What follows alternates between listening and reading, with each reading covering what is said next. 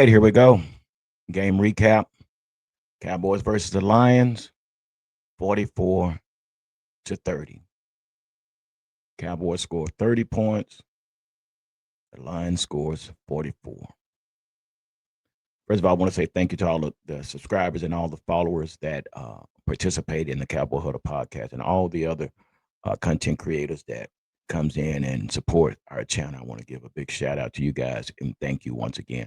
Like I also always say, without you guys, this is totally impossible. So here we are, game recap. Basically, another crucial game that decides the Cowboys' fate.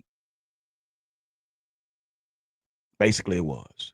Um, Great win against the Eagles, great win against Kansas City.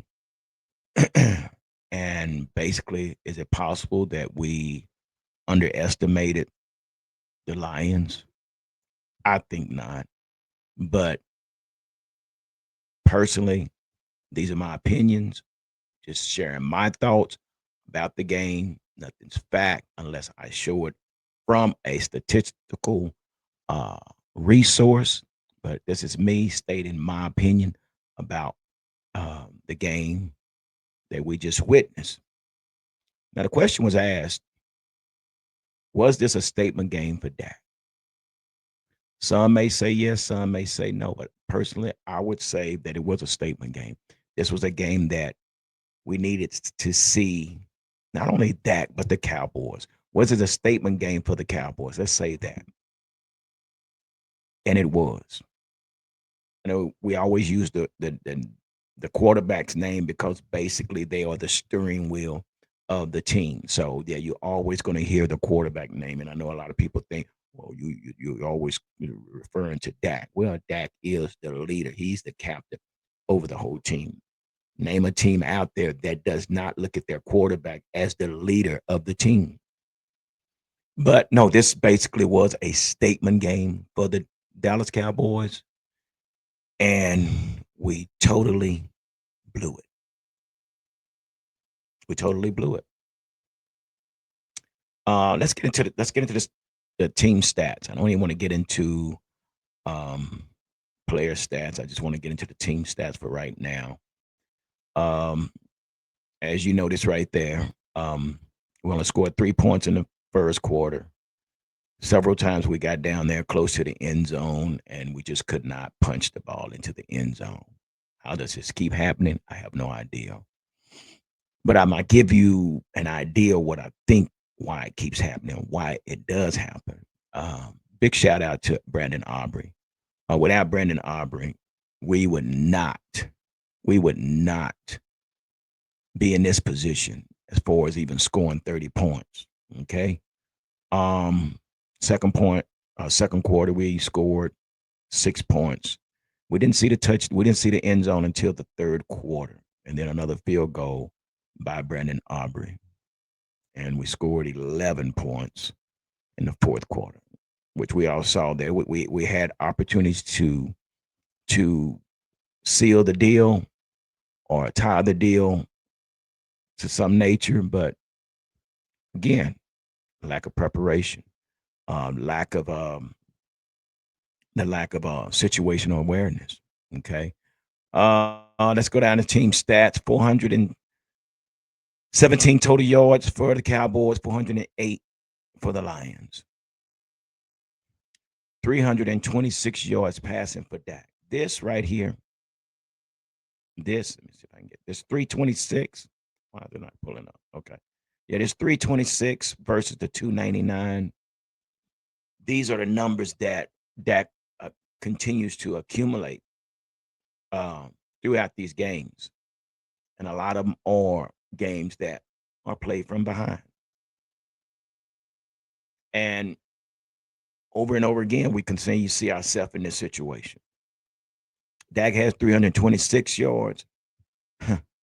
Jared Goff had 299 yards. Game's pretty close. We had 91 rushing yards, and the Lions had 109 yards rushing per play. 5.5 for the Cowboys, 7.2 for the Lions. Total first downs, we had 25 total first down to the Lions 20. Hold on, 1 second, guys. Let me do something.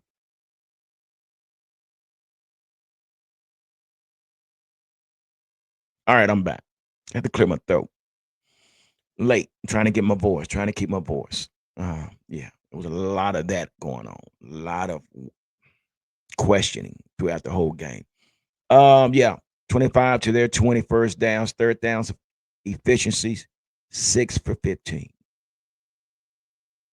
Can't do that. To their 3 of 8. Total plays, 76 to their 57. Phew.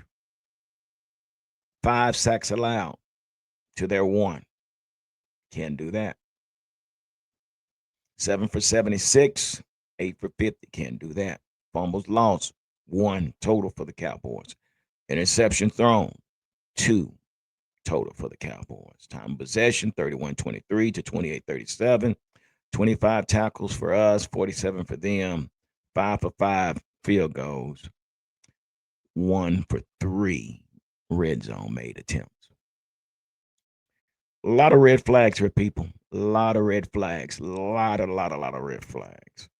But this number here, the 326, is basically what is added to Dak's numbers. And you can take that how you want. But yeah, this is what we have. Let's see if I can pull this up real quick. Let's see if we can get to player stats. Oh yeah. 31 of 47, 376 yards, 1 TD, 2 interceptions, 5 sacks by Dak. Wow, terrible. Devontae Williams, 17 for 67. Dak 3 for 14. Make Malik Davis 3 for 6. Have no idea why we didn't use Malik more often. Receiving, CD Lamb had 6 for 121, which he went under uh, concussion protocol. Ryan Flanoy stepped up big time. 9 receptions for 115 yards. Jake Ferguson, 5 for 58. George Pickens, 5 for 37. Now, there's a reason why there's 5 for 37. And we know, man, we know that with the reason for that. Anyway, so we know the reason for that um, is simply due to the fact that one CD went down. They ran a shell on top of GP, which basically shut him down for the night. But big shout out to Ryan Flanoy, which I've always said Ryan Flanoy is one of those guys that I think should have get more playing time. I want to go down here. Uh, James Houston had 2 tackles. DeMarvin was 3 of 3 solo tackles. Osa had 1 tackle. Quinnen had 1 solo and 3 assists. Dante Flower had 1 and 1. Sam Will was 1 of 2. Kenna Murray had 3 assists. No, 3 assists. Kenna Murray Jr. Kenny Clark had 3 assists. Now I say all that to get back to where we are. Let's bring this back up.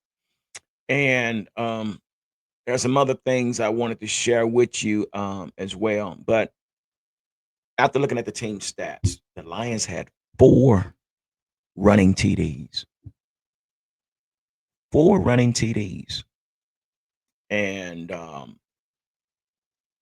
there's a reason for that. Fix my camera here. There's a reason for that. Simply because it's the lack of preparation. And I'm not going to raise my voice. I'm just going to talk this thing out because it's just unbelievable. We keep repeating.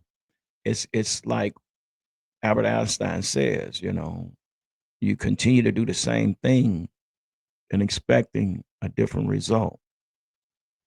And what does that consist of? Consists of a lot. Consists of a lot with this organization. But again, when we talk about the game strategy, and I've said this before, and I'm going to share you some video with you guys, is basically it starts with the scouting of your opponent. You have to scout the opponent that you're about to play. And from there, you have to prepare your players to compete against the opponent.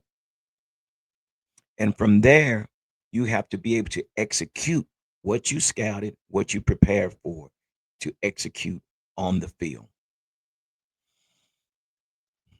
Personally, from my opinion, our coaches got totally outcoached on both sides of the ball. And I say that because, number one, Matt Eberflus refused to load the box. And I've mentioned several times about in the past up to this moment what need to take place as far as the Cowboys to be successful. I said we need to load the box. And I'm gonna get this. I want you guys to hear this. I want you guys to hear this. Let me get to this here, and hopefully this will play right. We'll try to get it going. But this is what I said, and let's see if we can bring it up. Let's see if we can bring this up. Let's check it out. Now we're facing the Detroit Lions. The difference is he's not mobile. He cannot even run outside the tackles. So you know what I'm doing? What he's going to do? He's going to try to do little dinks and donks and things like that to try to beat the blitz. But at the same time, I'm going to make him beat me with his arm, because if we bring the pressure up to he has nowhere to run. This guy is not a Pat Mahomes. So this is what's going to break down their offense. We're going to stop the run, and we're going to dare him to beat us with his arm. Yeah. Did I not say that? Did I not say that? And that's what we failed to do. They had 4 rushing TDs. 4. 3 by Gibbs, 1 by Montgomery. You know, personally, I think they could hire me to coach in the NFL, because what thing we're lacking is we're lacking total the lack of situational football. That's what we're lacking. We're lacking situational football, situational awareness. That is what we're lacking. And once again, Matt Eberflus comes up with some type of plan that definitely went against everything that we do. So when we talk about Matt Eberflus, we have to talk about the zone versus man. Again, if you load your box, you bring pressure. Not only you're stopping the run, but you're also bringing pressure on the quarterback if there is a pass. Several times I saw us going 4-man front, sometimes 5-man front, but you had your back end playing zone. No, you allow that back end, your secondary, to man up on those guys, and you're trusting your loaded box to bring pressure on your quarterback. For whatever reason, we fail to do that. But not only did I say that, but it was also said by someone else. This is on Nightcap. And Nightcap, Shannon Sharp said something. He had something to say. Let's listen to what he had to say. Watch this. Watch this.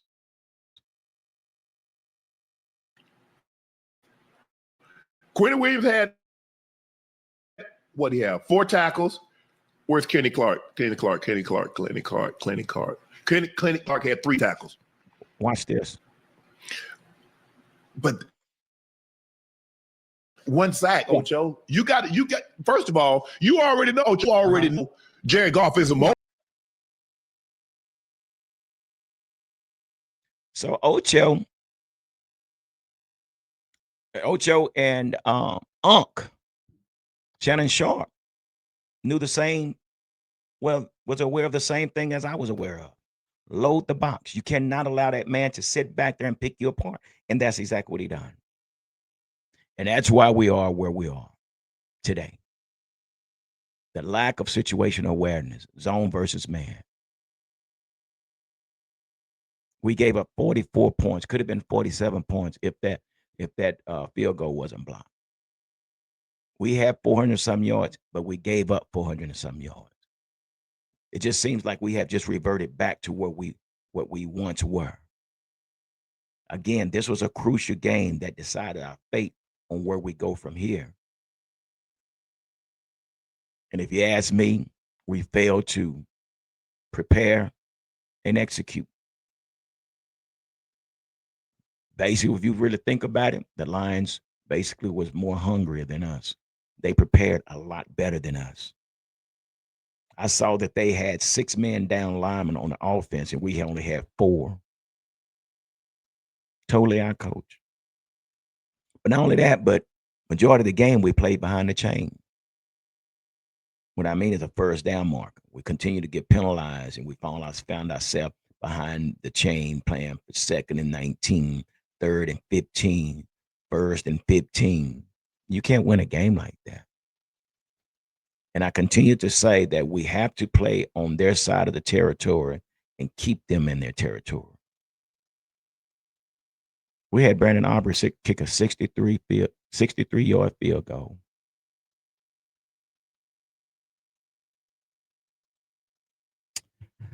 So, yeah, no one listens to me. But again, my game plan was to stack the box, load the box up, and allow your back end to play man. Bring the pressure. With loading loading the box, basically what you're doing, we're stopping this run. We're stopping this run first, and we're going to make Jared Goff beat us with his arm. And Matt Eberflus it never crossed his mind. And then when we talk about this offense, 5 sacks, which brings up the question again, who is managing this team? After the second sack, we have to evaluate and scout and find out where are these sacks coming from. Well, we put a little chip block over on Hutchinson, but we forgot about Muhammad. 5 sacks. So wouldn't you think that as an offensive coordinator or somebody on the offensive side of the ball say, hey, let's put some help over here on the left tackle with Nathan Thomas? Shouldn't that cross your mind? Evidently not. So here we are. Seems that we'll be playing the spoiler, ruining everybody else's chances, I guess. And keeping our fingers crossed and hoping that some other teams lose to jump us in the playoff. Cowboy fans, same story, just a different day.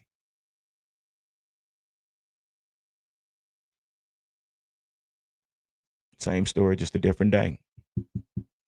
So,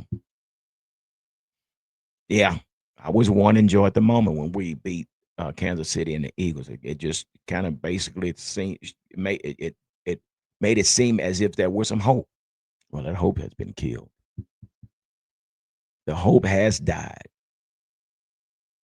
The hope has died. So all we can do is just continue to play out and see what happens and go from there. All right, guys. Thank y'all for stopping through, hanging out with me. But again, this is just my opinion about the game we just witnessed. Here we are. So do me a favor, make sure you hit the like button, make sure you share this video, and also make sure you subscribe. Majority of the people that watch this video are unsubscribed subscribers, and I appreciate that. But if you're unsubscribed, hit the subscribe button right now and hit the notification bell so you'll be notified when the next video is posted. Again, thank you, and let's see what happens.